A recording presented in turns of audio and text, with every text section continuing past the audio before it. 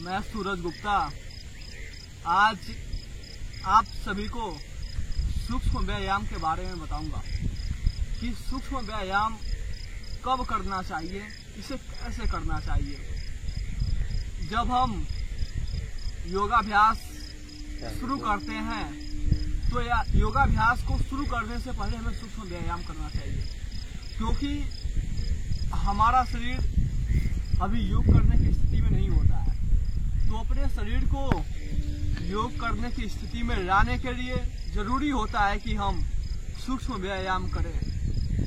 यदि हम योगाभ्यास शुरू करने से पहले सूक्ष्म व्यायाम नहीं करेंगे और कठिन आसनों को करने लगेंगे, फिर हमारे शरीर में दर्द उत्पन्न होगा और अन्य तरह की बीमारियां उत्पन्न होने लगेंगी। तो हम अन्य तरह की बीमारियों से बचने के लिए हमारे शरीर में किसी तरह का कोई दर्द उत्पन्न न हो, उससे बचने के लिए जरूरी होता है कि हम सूक्ष्म व्यायाम करें। तो आइए आज हम सीखते हैं कि सूक्ष्म व्यायाम कैसे किया जाता है। सबसे पहले तो हम अपने दोनों पैरों को आगे की ओर फैलाएंगे। पैरों को फैलाने के बाद पैरों के अंगूठे और अंगुलियों को एक साथ आगे पीछे करेंगे, जैसा कि आप देख रहे हैं। इसको 10 बार से 20 बार तक आगे पीछे करना चाहिए। फिर इसके बाद हम पैरों के पूरे पंजे को ऐसे ऐसे घुमाएंगे।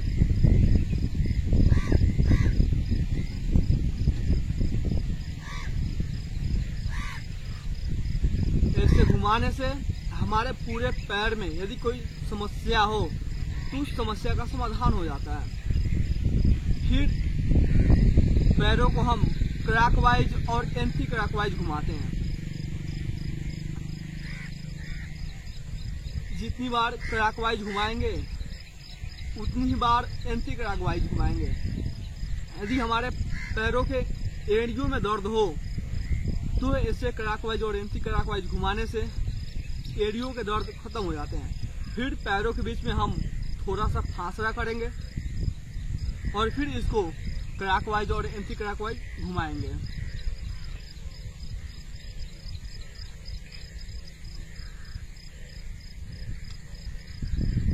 इससे कमर से लेके पूरे पैर के पंजों तक बहुत ही राहत मिलता है।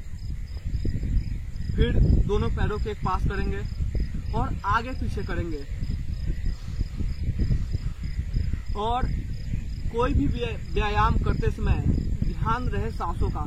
यदि हम श्वास प्रश्वास को ध्यान में रख के नियम से कोई भी व्यायाम या कोई भी आसन करते हैं तो उससे पूरे शरीर की रोग प्रतिरोधक क्षमता बढ़ती है और जो हमारे अंदर का रक्त होता है उसका संचार तेजी से होता है।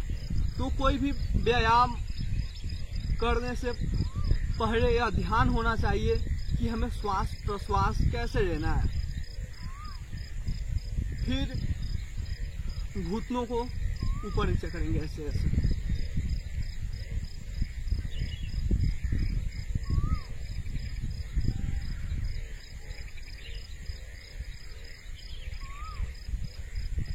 फिर इसके बाद एक पैर को मोड़ के अपने जंघों पे रखेंगे और एक हाथ से इसको पकड़ लेंगे और फिर इसको ऊपर नीचे करेंगे।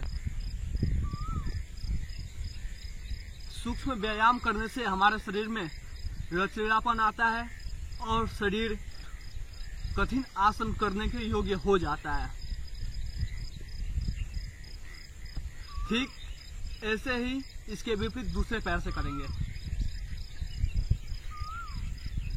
एक हाथ से पैर के पंजों को पकड़े रहेंगे और दूसरे हाथ से घुटनों को पकड़ के जमीन में टच करेंगे और उसके बाद अपने सीने से इसको स्पर्श करेंगे। फिर इसके बाद हम बटरफ्लाई करेंगे। इससे क्या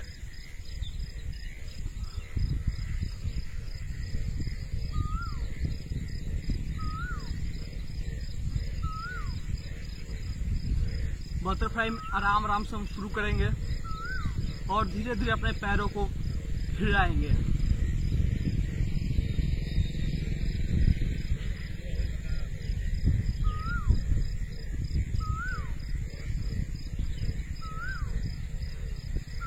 फिर इसके बाद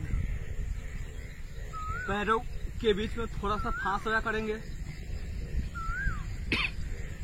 और एक हाथ से उस हाथ के विपरीत वाले पैर को स्पर्श करेंगे और एक हाथ को पीछे की ओर ले जाएंगे।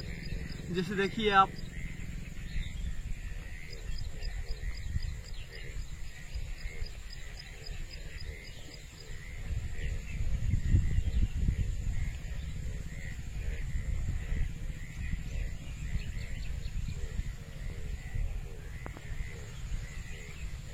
ऐसे करने से कमर दर्द ठीक होता है। हमारे बाजुओं में कहीं दर्द होता है वह ठीक होता है। इसके बाद पेट की शायद की जो चर्बी हो जाती है उसको कम करने के, पेट अधिक निकला हुआ है उस निकले हुए पेट को कम करने के लिए हम करते हैं चक्की आसन। तो आइए देखिए एक बार, पूरा ऐसे ले जाएंगे और पैरों को उधर से लाएंगे और पूरा पीछे की ओर झुकेंगे, फिर ऐसे आएंगे।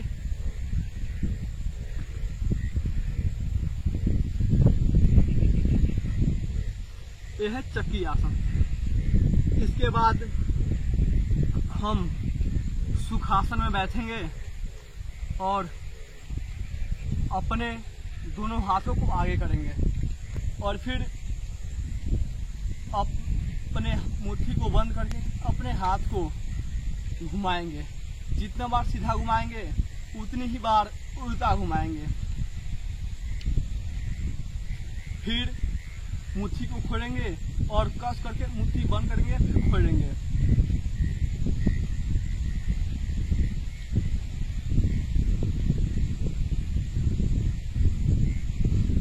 फिर हाथ को ऐसे करेंगे और श्वासों के साथ करेंगे।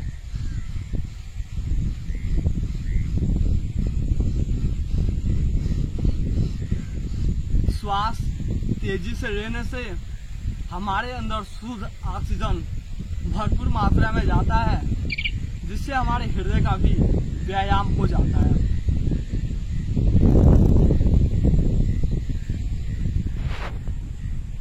फिर अपने हाथों को ऐसे रखेंगे और फिर क्लॉकवाइज और एंटी क्लॉकवाइज घुमाएंगे।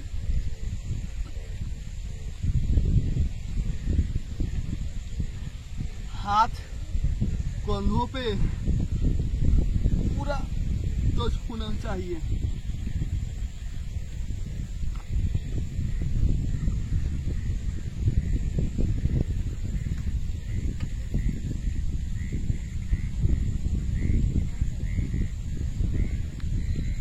फिर इसे बोलते हैं ब्रेसन। ऐसे करने से हमारा शरीर पूरी तरह से गर्म हो जाता है और अंदर कोई रोग होता है, बीमारी होता है, उसे छुटकारा मिलता है।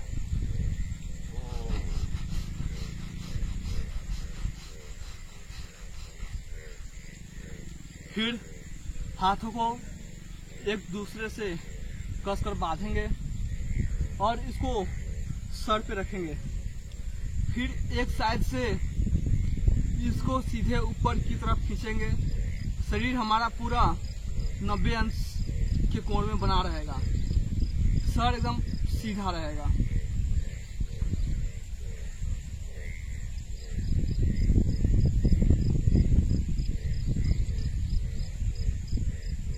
ऐसा करने से जो हमारे इस दोनों तरफ का जो चर्बी होता है ये कम होता है और शरीर में लचीलापन आता है। फिर हाथों को एक दूसरे से ऐसे फंसाएंगे और फिर इसको सर के पीछे ले जाएंगे और आगे से हाथों की उंगलियों को आपस में स्पर्श करेंगे।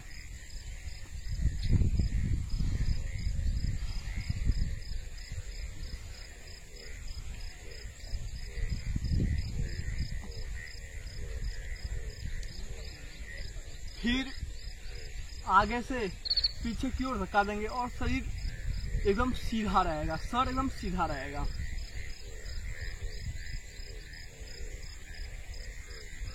फिर एक हाथ से बारी बारी से सर को दबाएंगे।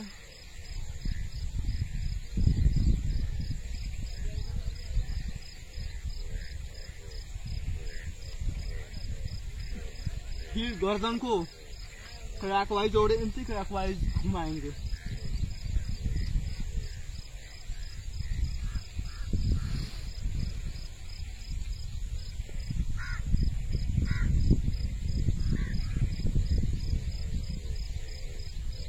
फिर ऊपर नीचे घुमाएंगे। इस सूक्ष्म व्यायाम में शरीर के संपूर्ण अंगों का व्यायाम हो जाता है और सूक्ष्म व्यायाम को योग शुरू करने से पहले करने पर हमारा शरीर योग करने की स्थिति में आ जाता है। हमारा शरीर कठिन आसनों को करने की स्थिति में आ जाता है और हम बिना सूक्ष्म व्यायाम किए योगाभ्यास शुरू करते हैं तो फिर हमारे शरीर में तरह तरह के दर्द उत्पन्न होते हैं और हम कहते हैं कि योग से फायदा नहीं होता। जब हम एक सिस्टम से चलेंगे और योग को करेंगे तो हमारे शरीर में जितनी बीमारियां हैं उन सारी बीमारियों का उपचार हो जाएगा और बीमारियों का उपचार होने के साथ साथ हम अपने अंदर से इतने मजबूत हो जाएंगे, रोग प्रतिरोधक क्षमता बढ़ जाएगा और फिर भविष्य में हमारे अंदर किसी तरह की कोई बीमारियां नहीं आएंगी और हम अंदर से बहुत मजबूत रहेंगे। दोस्तों, आप सभी से मैं हाथ जोड़ के विनती करता हूं कि आप लोग प्रतिदिन योग करें, प्राणायाम करें और अपने रोग प्रतिरोधक क्षमता को बढ़ाएं, जिससे आप तरह तरह की बीमारियों से बच सकें, क्योंकि आने वाला दिन बहुत ही भयावह होने वाला है और जरूरी है हमें खुद को बचाने की। जब हम खुद को बचाएंगे तभी हमारा समाज बचेगा, तभी हमारा देश बचेगा और खुद को हम तभी बचा पाएंगे जब हम योग करेंगे, अपने आप को स्वस्थ रखेंगे। क्योंकि आप देखते होंगे बड़े बड़े अस्पतालों में, बड़े बड़े शहरों में जो गांव के लोग हैं, कृषक, मजदूर, इन लोगों की भीड़ लगी होती है और ये लोग अपने जीवन के पूरी कमाई को अपने बीमारियों के इलाज में खर्च कर देते हैं। कुछ लोगों की स्थिति तो ये होती है कि जो अपने बीमारियों के इलाज के लिए दूसरों से कर्ज लेते हैं और कुछ लोगों की स्थिति तो इतनी दयनीय हो जाती है कि वो अपने पूर्वजों के जमीन जायदाद को बेच देते हैं और इससे ग्रामीण लोगों का विकास अवरुद्ध हो जाता है, क्योंकि उनका सारा पैसा उनके स्वास्थ्य को बचाने में ही खर्च हो जाता है। और यदि हम लोग प्रतिदिन योगाभ्यास करते हैं, आसन प्राणायाम करते हैं, व्यायाम करते हैं, तो हम अंदर से मजबूत होते हैं और हमारे जो स्वास्थ्य को बचाने के लिए पैसा खर्च होता है वह बचता है और उस पैसों को हम अपने विकास में लगाते हैं। तब तक के लिए धन्यवाद। फिर मिलते हैं अगले वीडियो में।